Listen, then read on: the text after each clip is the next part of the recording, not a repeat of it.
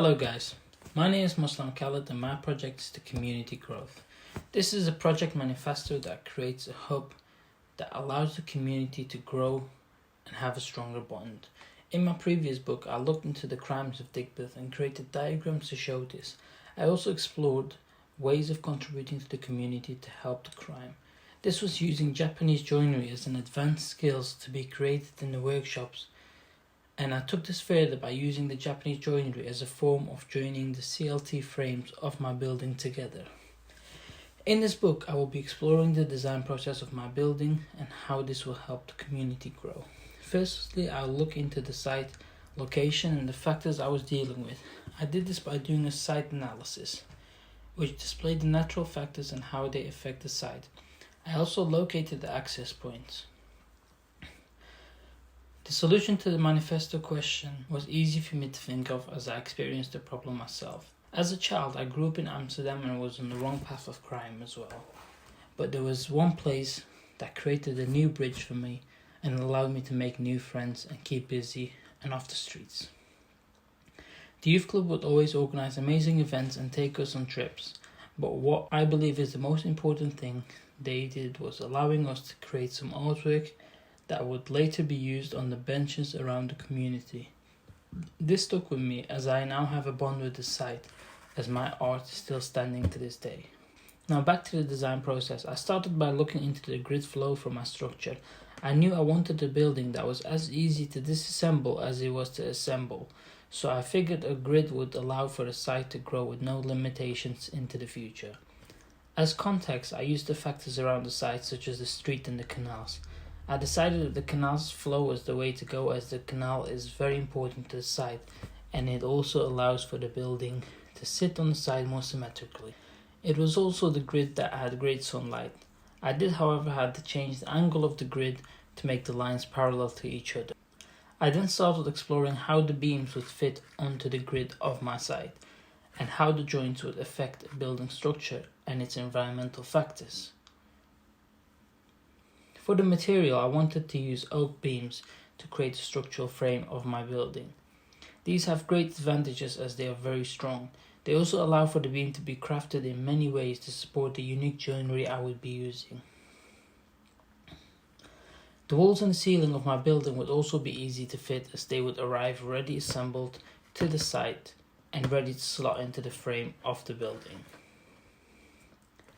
After collecting all this information, I started to play with the forms. I created a list of all the requirements of the rooms I needed to make sure I had the necessary space. I then drew some more sketches to open my mind of different ways my building could come together. To take this further, I created a site model and used this to get a 3D look and feel for the form.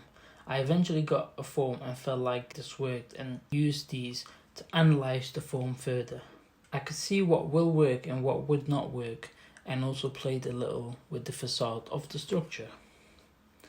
After I had a floor plan to work with, I used some parts of the building to look further into the way the structure could work and how easy it would be to assemble and disassemble the structure. For the facade, I then looked into some precedent and I found a building where the facade gave me huge inspiration to create a facade for my building. I also did some quick views of the front of the site to play with the entrance area. The entrance is very important to the building as it's the first and the last place a visitor will see of my building. Moving on, I created a small element of my building that would allow me to explore many joints from the great amount of Japanese joinery that exists. The structure was just a template that could be extended and used all over the site, even in different forms. Here is also a more detailed look into these joints that also don't require any screws or bolts, which makes the building much more sustainable. And here are some quick renders.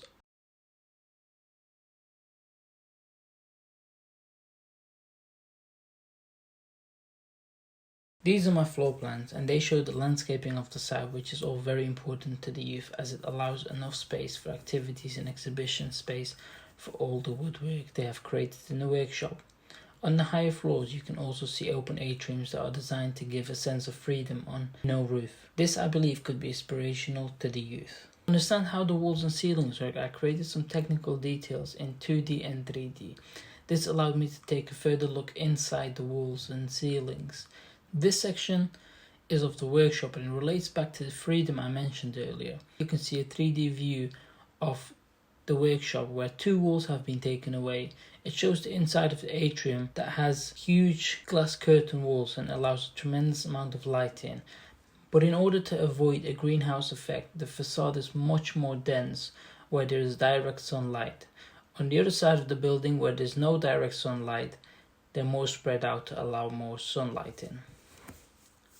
These sections give another view of the open public spaces and the living spaces of the site.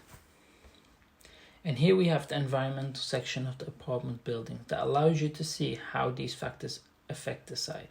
The structural grid alongside it is also a more detailed plan of how the grid is spread over the site and how it sits with the building.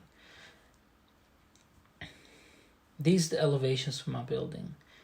They really give me a great idea of how the building sits against the site. I have also presented these 3D views below it that show exactly where the elevation is taken from, as the facade makes it really hard to see. And now to finish off, let's take a look into the future. I created a time lapse which consists of 4 3D views of the site, each of them being 5 years apart. It allows you to see how the community has grown and the buildings along with it. It also shows the landscaping changing to show how the artwork moves around but never gets removed. Thank you for listening.